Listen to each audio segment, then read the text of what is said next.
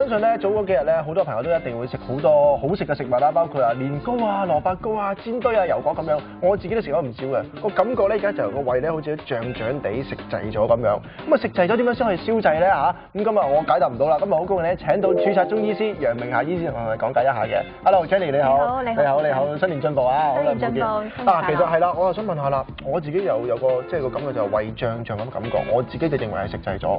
咁但係食滯咗，除咗胃脹脹感覺之外，仲有冇其他嘅症狀嘅咧？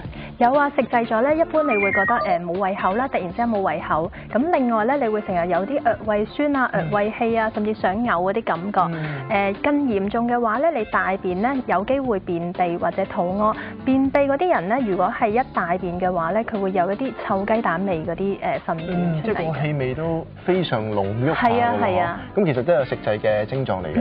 咁其實講翻啦，喺過年嘅食品裏邊咧，有邊幾款係比較係油膩少少或者容易食滯啲嘅咧？譬如我哋嘅年糕啦，都係用啲糯米嚟到整嘅。咁另外咧就有一啲煎堆啊、油角啊嗰啲。咁如果好食嘅話咧，一定要用啲豬油整嘅。以我所知。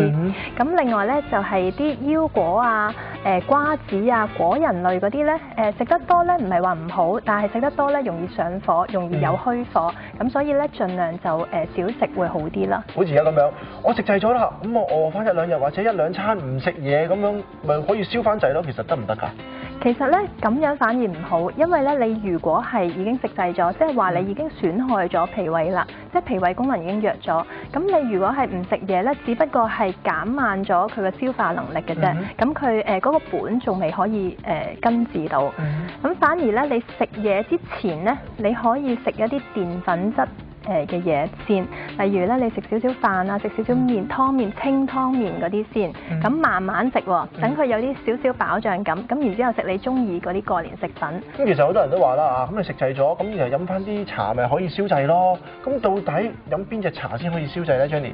其實如果茶嘅話咧，我哋有好多種茶嘅，有6種茶嘅坊間嗰啲茶，咁裡面咧其實主要係有啲我哋所熟悉嘅普洱茶，普洱茶屬於黑茶嚟嘅，咁紅茶之類啦，咁普洱茶係屬於黑茶嚟，黑茶同埋紅茶咧比較補氣一啲，亦都可以消滯嘅。咁適合一啲咧寒底嘅人。咁如果嗰個人咧成日容易生痱滋啊，容易熱氣嘅話咧，佢可以咧飲啲綠茶或者白茶或者係青茶之類。記得咧就係飲茶之前咧先食少少嘢，例如食少少麵啊、粥之類，因為咧茶咧比較容易削胃一啲嘅。咁如果我真係食滯咗，有啲咩嘢簡單嘅食療可以幫助到我哋咧？簡單嘅食療咧，大家可以睇下台上面呢一度啦。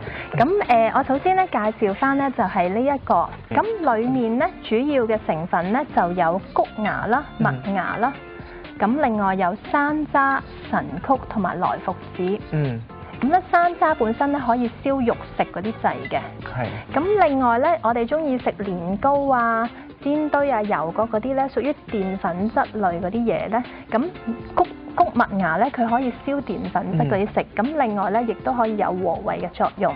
咁另外啦，萊菔子其實就係蘿蔔嘅種子，咁佢可以令到咧我哋消滯之餘咧有一個理氣嘅作用。咁另外一個嘅食療咧？另外一個咧就係中意食熱氣嘢嗰啲人咧，最好就係飲一飲呢一個比較好飲嘅湯水，因為咧大家熟悉啦呢個羅漢果啦，咁另外咧金銀花啦，同埋菊花、韓菊花啦，咁市面上有一啲叫胎菊嘅，嗰個效果會仲好啲。咁另外有個連翹嘅，金銀花、連翹、銀翹散啊嗰啲咁樣啦。咁金銀花同埋連翹咧，咁佢有清熱解毒嘅作用。咁另外韓菊花咧有清熱明目嘅作用。咁而羅漢果咧，佢本身咧可以潤一潤肺，因為咧我哋喺新年嘅時候咧會食好多比較熱氣嗰啲嘢，例如食好多煎炸嘢啊，或者係好多油角啊。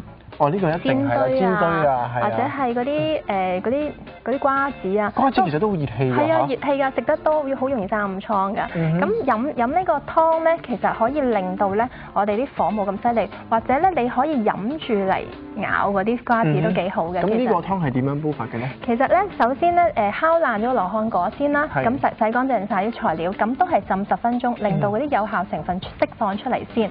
咁然後咧就係再慢火煲啦。啦，大概20分鐘度，係咁再較慢火15分鐘，咁就 O K 嘅啦，好好飲嘅，細路仔極度中意飲。大人細路都啱飲啊！聽落都係真係相當之簡單啊！我今晚翻去都要試一試先。今日唔該晒 Jenny 嘅，thank you。唔該你，傅俊。